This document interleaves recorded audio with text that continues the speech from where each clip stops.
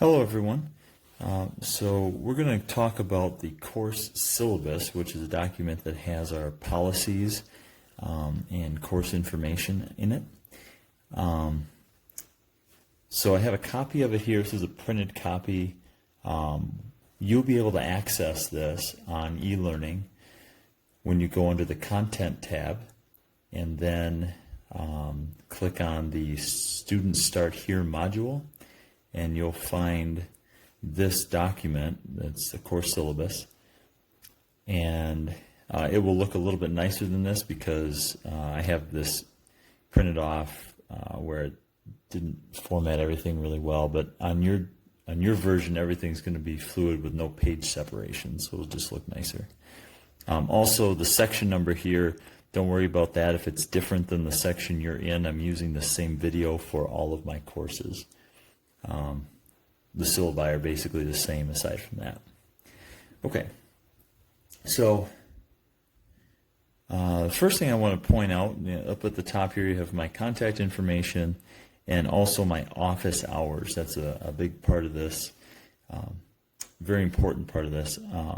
So Tuesday, Thursdays for my Trig classes, I'm going to be available from 1 to 2, either on Zoom, email, or face-to-face. Really, you could reach me in any of those ways. I'm going to plan to be in my office during those times on campus, and so if you need to see me, you could do so. You could also reach me through Zoom. Basically, if you email me, let me know that you would like to ask some questions live, virtually, but face to face in that sense. Then I can send you a Zoom link, and we can meet that way. Or you can email me, and I will make sure to be checking my email during that time, or very soon after that time, and try to answer your questions that way. So lots of options. And I try to answer my email throughout the day as well, but there's lots of times where I don't have access to my email or don't have time to respond. So I'll try to set that 1 to 2 time period aside each day for you to be able to do that. Fridays I will also be available, but that's more just email only. I don't plan to be in my office on Fridays. I could be available via Zoom as well, but I'm going to try to stick to just emails on Fridays. Okay, as we go down under the course information, I want to skip into the course materials here, textbook. You are going to be required, now this is a little bit confusing, so I want to explain a few things. You're going to be required to have a My Math Lab access code. That is a homework system online that we're going to be using this semester. You can purchase that either directly through the Delta College bookstore, or you can go straight to the Pearson website. Pearson is the publisher of our textbook. Go to the Pearson website and you'll be able to purchase that directly on the website. Either of those approaches is fine. There is a document on e-learning under the Content tab that explains the details of how to access My Math Lab. So it gives you the website, explains how to purchase the access code, and explains how to use the access code to then get into the course. There's a course code and a name that you need. It's all in that document, so if you follow the instructions in that document, again, it's under Content, and then you click on the Student Starts Here module. All that information will be available to you. Okay.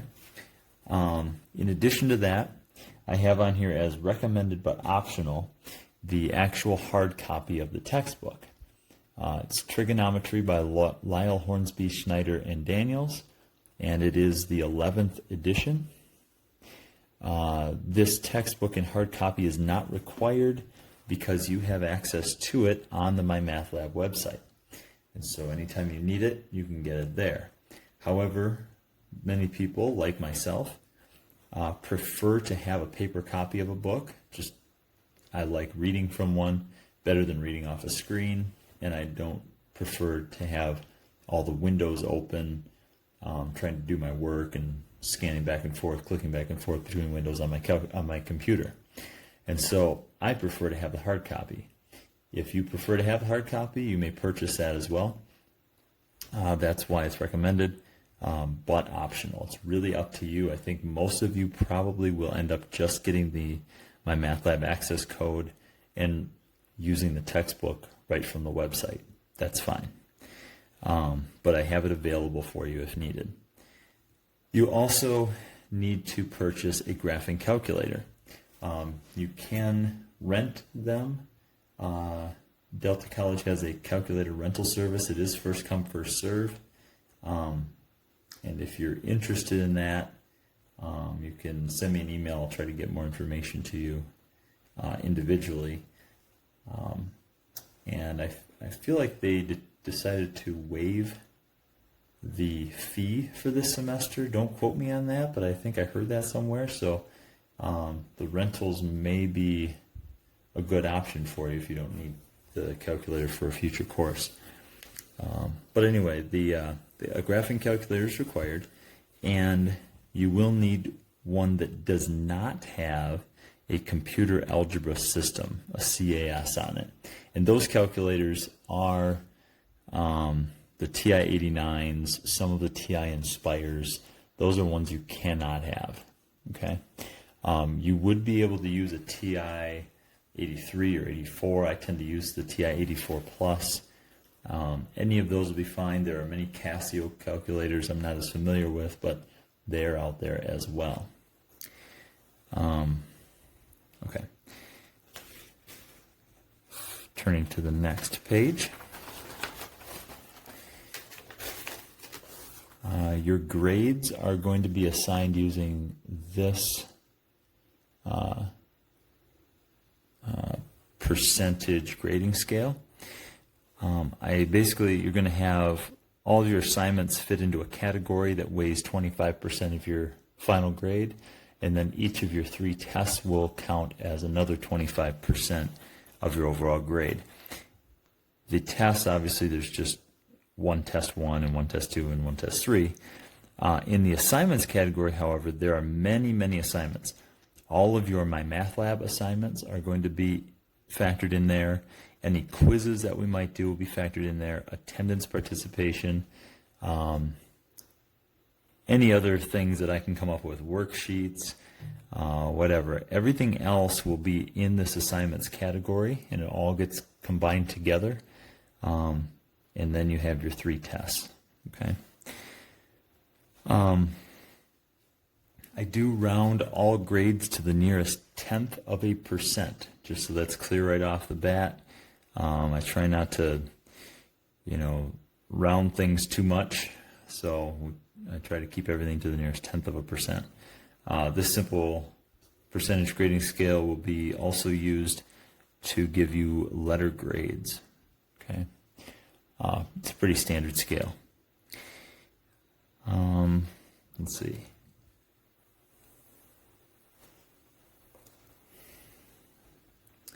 Okay, some general information. This is more directed toward the course here, these policies. A late assignment policy. Pretty much I don't do late homework. Okay, so if, when I assign something on MyMathLab, you're going to have usually the assignments are due on Sunday nights at 11:59 p.m. And so I don't usually do late assignments because you're going to have plenty of time to get those assignments done. There will be other assignments. Let me see if it's in here. Yeah, there may be other assignments outside of MyMathLab. Anytime you see this MML abbreviation, that's for MyMathLab, such as discussion boards, video viewing, worksheets, quizzes, attendance. There's tons of things I could put in there. And I leave this very open and flexible so that I can create assignments throughout the semester. I don't know what those will all be. However, they will be, I'll give you due dates at the time they are assigned. And again, I don't accept those late.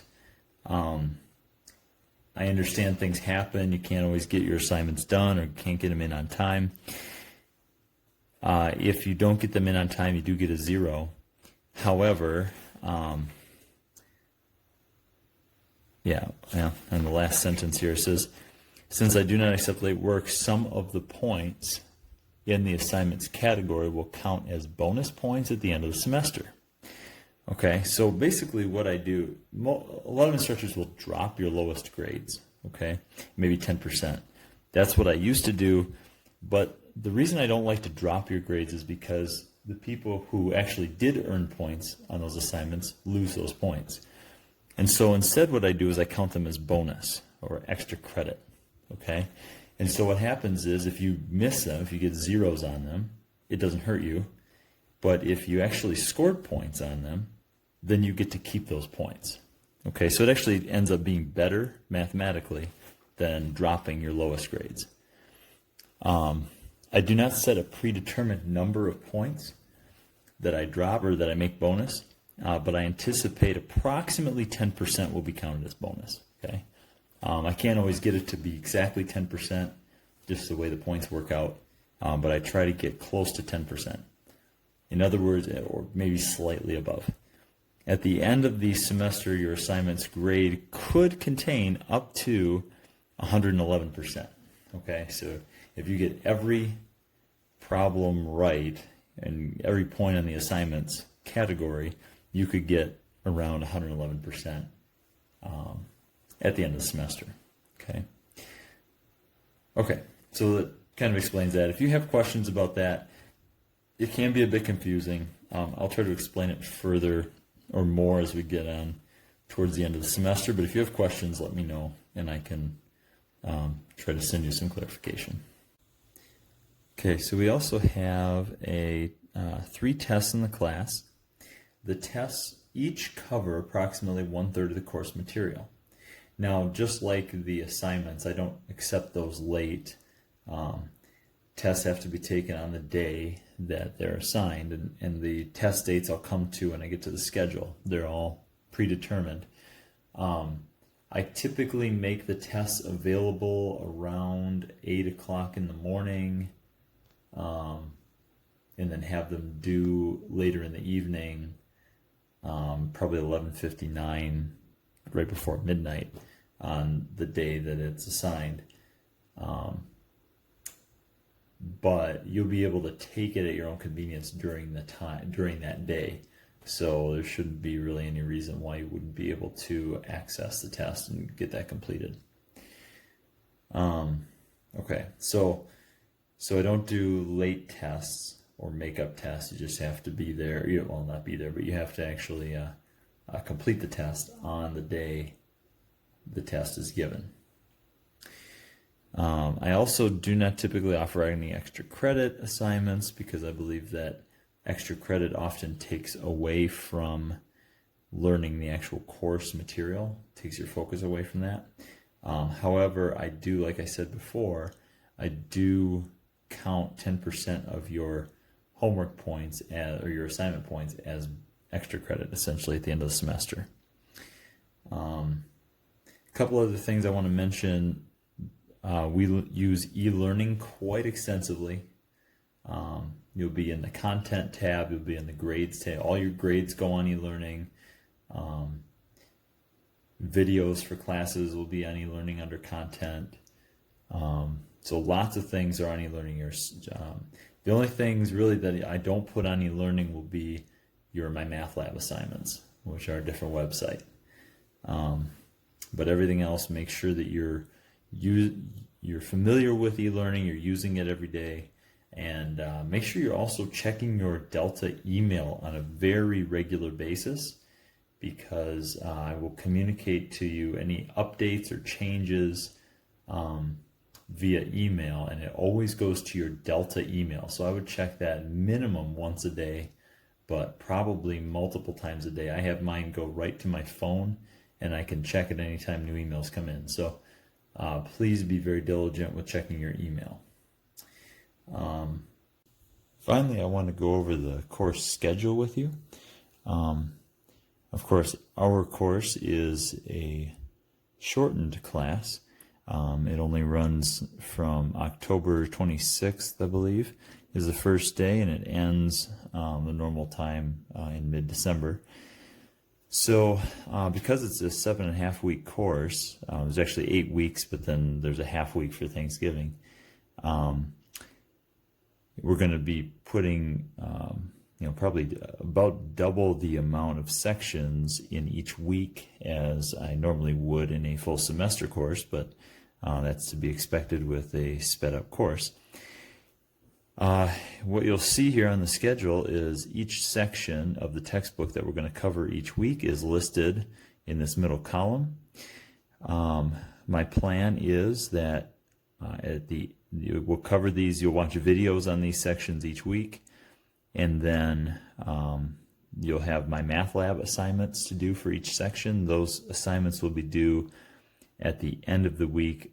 The dates here are Monday through Sunday, and so the last day here would be the Sunday when all these assignments are due. Now this first week I don't believe I made anything due the first week, just because there's always some bugs to work out, and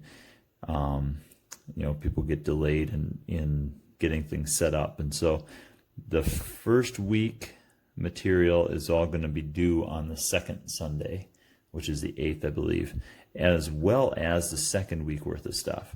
And so this is a lot of stuff that's going to be due on the 8th. So just make sure that you don't get behind, that you are on the ball right off the bat at the beginning of the semester. If you do have a little hiccup that first week getting things signed up and started, it will make for a more difficult second week, but still will be doable. Just make sure that you get it done so that you have at least the 2 weekends. Right, the weekend would be the October 31st and November 1st, and November 7th and 8th. So make sure you have those 2 weekends at least to get this work done, including the week in between.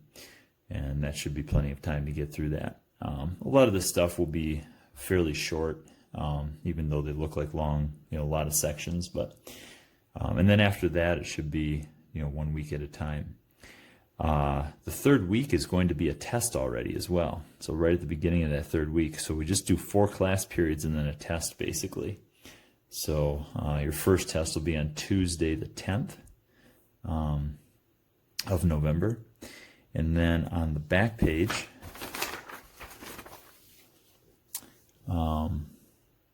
you'll see test 2 is going to be on Tuesday the December 1st. Yeah. And then the third test is on Thursday, December 17th. That'll be our last day. In my mind, I'm keeping this as a Tuesday-Thursday course. So I'm doing tests Tuesday, Thursday, and office hours Tuesday, Thursday. However, because it's an online course, you guys can do the rest of the stuff anytime. It's not scheduled to a specific day. But it just helps me in my mind to keep a pattern and a pacing similar to what I would do in a face-to-face course. So that's why I kind of scheduled it that way. So you can see our 3 tests. You can see Thanksgiving is this week, so I put a couple less sections on that week, and they're maybe not as long of sections either. So anyway, that's the schedule.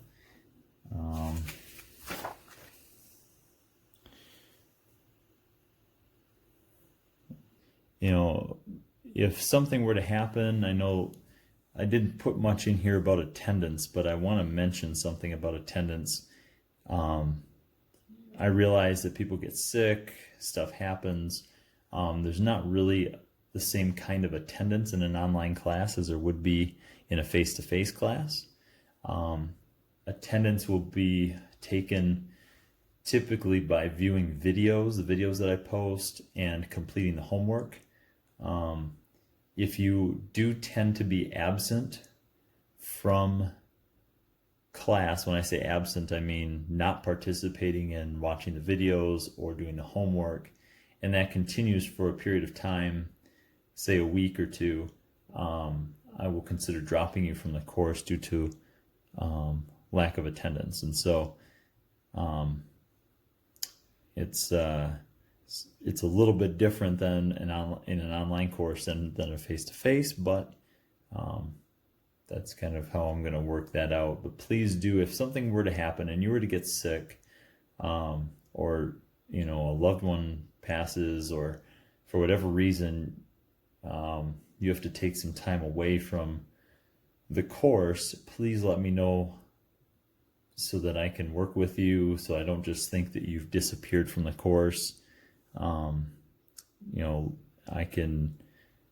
willing to work with you and help you to catch up if needed, but you just make sure that you inform me of what's going on so that it doesn't come as a surprise after the fact. Okay, so that'd be very much appreciated. Thank you.